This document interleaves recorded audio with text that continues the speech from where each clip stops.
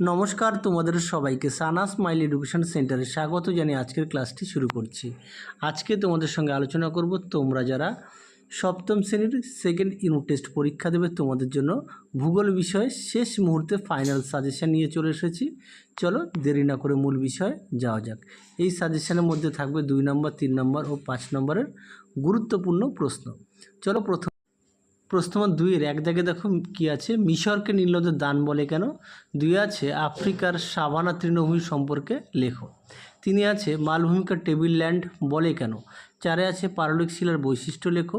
5 আছে ব্যবিচ্ছিন্ন মালভূমি কাকে বলে। 6 আছে বহুমুখী নদী পরিকল্পনা কাকে বলে এবং উদ্দেশ্য লেখো। আছে জল বিভাজিকা কি।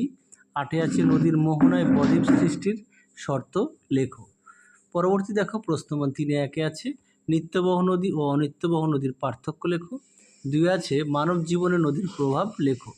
3 আছে মিশরকে নীল নদের দান বলা হয় কেন। 4 আছে নিরক্ষীয় চিরসবুজ অরণ্যের বৈশিষ্ট্য লেখো।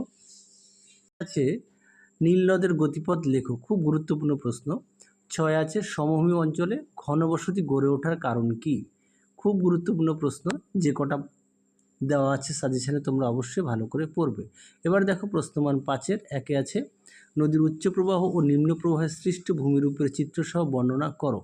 2 আছে আফ্রিকা মহাদেশের জলবায়ু ও স্বাভাবিক উদ্ভিদের বৈচিত্র্যের কারণ লেখো।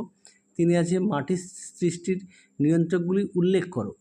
4 আছে শিলা থেকে মাটির সৃষ্টির প্রক্রিয়াটি বর্ণনা করো এবং বদ্বীপ সম্পর্কে লেখো। 5 দাগে দেখো অশ্বক্ষুরাকৃতির হ্রদ ও মেন্ডার কীভাবে সৃষ্টি হয় লেখো চিত্রসহ। তোমরা অবশ্যই ছবিটা আঁকবে। তাহলে চলো আজকের মতো এখানেই সমাপ্ত করছি। আবার দেখা হবে খুব শীঘ্রই পরবর্তী ভিডিওতে। তোমরা সবাই সুস্থ থেকো, ভালো থেকো। আজকের মতো টাটা।